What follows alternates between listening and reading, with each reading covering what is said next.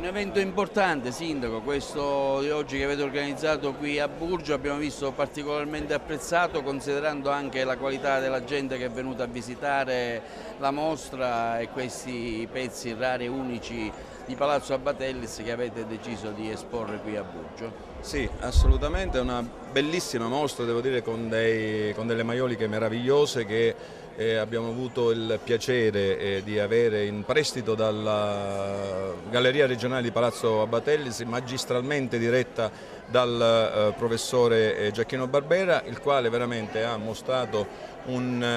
grande gesto di affettuosità nei nostri confronti, ma al tempo stesso ha dimostrato piuttosto di delineare nuove forme di politiche dei beni culturali che appunto prevedono la possibilità di fare confluire nei territori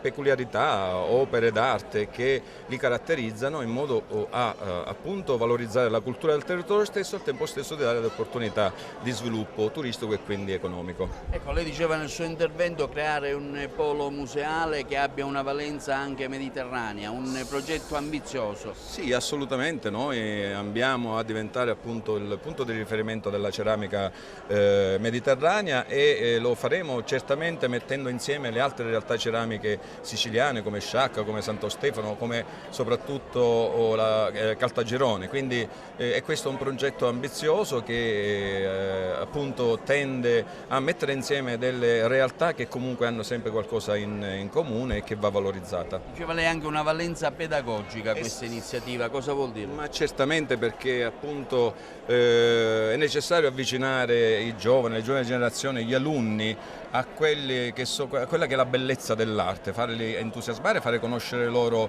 diciamo, il proprio territorio, farlo apprezzare, amare, valorizzare e magari diffondere appunto affinché coltivino l'amore per il bello e diano importanza a quelli che sono i patrimoni dei propri territori. Intanto parliamo di questa iniziativa qui a Burgio, cui voi avete anche collaborato, come la valuta? È una grande possibilità e opportunità che tutti i musei italiani dovrebbero sfruttare, quella di una politica culturale di condivisione e di sinergie tra realtà museali completamente diverse. In questo caso è Palazzo Abbatellis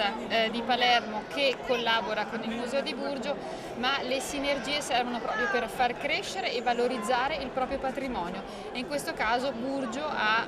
messo in campo veramente tutte le sue forze per valorizzare quella che è una propria identità, che è la ceramica del proprio territorio. Quindi non solo Burgio, ma anche le altre città limitrofe in questo scrigno meraviglioso che è questo MUCEB, questo museo veramente eccezionale e da visitare.